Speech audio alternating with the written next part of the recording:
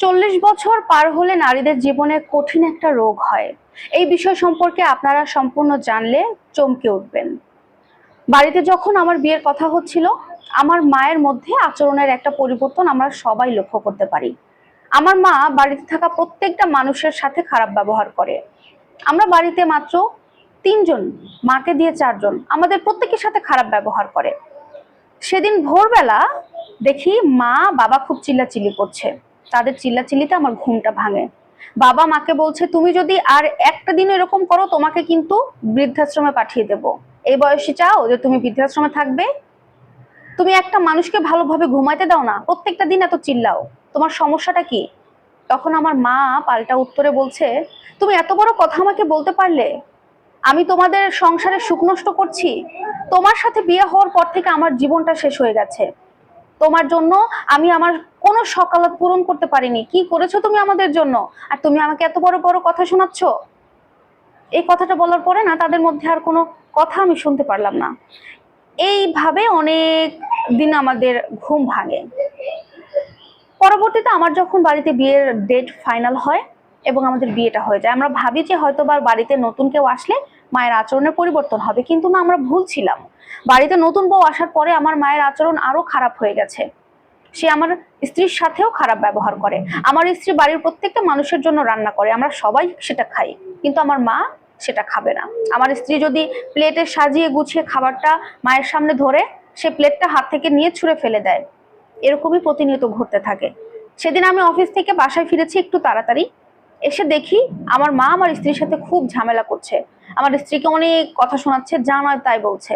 ব্যাগটা ঘরে রেখে মায়ের ঘরে গেলাম। মাকে বললাম, মা, তোমার সমস্যাটা একটু খুলে বলবা? আমার স্ত্রী বাড়ির সবার জন্য রান্না করে, আমরা সবাই খাই, কিন্তু তুমি খাও না, প্লেটটা ছুঁড়ে ফেলে দাও। বা ও খাবার নিয়ে আসলে তুমি ওকে বকাঝকা করো। ওর দোষটা কি আর আসলে সমস্যাটা কি একটু খুলে বলবা আমাকে? তখন আমার মা আমাকে বলছে, হ্যাঁ, এখন তো তুমি আসবা, এখন তোমার বিয়ে হয়েছে, তুমি তোমার বউয়ের গোলামি করতে আমার কাছে আসবা?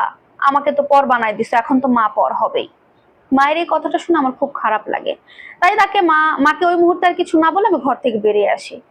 এই ঘটনার ঠিক 3 দিন পরে আমার মা খুব অসুস্থ হয়ে মাথা ঘুরে পড়ে যায়। তাকে নিয়ে হসপিটালে যাওয়া হয়, ডাক্তার কিছু টেস্ট করায়। টেস্টের রিপোর্টে আমাকে জানায় যে আমার মায়ের বড়সড় একটা রোগ হয়েছে, যেটার নাম হচ্ছে মনোভোজ। আর এই রোগটা সাধারণত মেয়েদের হয়ে থাকে 40 বছরের পরে, সাধারণত হয়ে থাকে। তবে সব মেয়েদের যে হবে এমন কোনো কথা না। তবে কিছু কিছু মেয়ের ক্ষেত্রে এই রোগটা হয়, আর এই রোগটা খুবই সেনসিটিভ। পিরিয়ড সেকশন যখন বন্ধ হয়ে যায় মেয়েদের, তখন তাদের হরমোনাল অনেক চেঞ্জ হয়। আর এই কারণে তাদের ব্রেন অনেকটা খিটমিটে থাকে, তারা ব্রেনটাকে কন্ট্রোলে রাখতে পারে না। ফলে তারা সবার সাথে খারাপ ব্যবহার করতে থাকে এবং এটা ক্ষণস্থায়ী। এই ভালো আচরণ করবে, এই খারাপ আচরণ করবে, তারা নিজেরা তখন মাইন্ডটাকে কন্ট্রোল রাখতে পারে না। এটাই তাদের মেইন সমস্যা। এটা জানার পরে আমরা ভাবলাম, ঠিক আছে, তাহলে যখন জেনেছি তাহলে মায়ের সাথে আমরা আস্তে আস্তে এটা ঠিক করে নেব। কিন্তু বিশ্বাস করুন, ঠিক 7 দিন পরেই আমাদের মা আমাদেরকে ছেড়ে চলে যায়, সে মারা যায়। এতটা কষ্ট হচ্ছিল, এত আফসোস হচ্ছিল যে এই এই কথাটা যদি আগে জানতে পারতাম, এই রোগের কথা, তাহলে নিশ্চয়ই মাকে এত এত কথা শোনাতাম না, মায়ের সাথে এত খারাপ ব্যবহার করতাম না। তাই আপনাদের সবাইকে বলবো, এই ভিডিওটা করার উদ্দেশ্য হচ্ছে একটা ছোট্ট মেসেজ দেওয়া, যে মেয়েদের একটা পিরিয়ড সেকশন হয় প্রতি মাসে, এটা যখন বন্ধ হয়ে যায় 40 বছরের পরে, সব মেয়েদের না, কিছু কিছু মেয়ের ক্ষেত্রে এই সমস্যাটা সৃষ্টি হয়। তারা নিজেদের মেজাজ, নিজেদের রাগ, কোনো কিছু মাইন্ড সেট আপ একদম কন্ট্রোলে রাখতে পারে না। তাই আপনারা আপনাদের এই 40-এর পর বয়স্ক যে মহিলাগুলো, মা হোক বা বোন হোক, সবাইকে একটু সমঝোতার সাথে দেখবেন, একটু কন্ট্রোলে রাখার চেষ্টা করবেন। তাদের মেজাজ দেখলে কখনো তাদের সাথে খারাপ ব্যবহার করবেন না। আল্লাহ হাফেজ।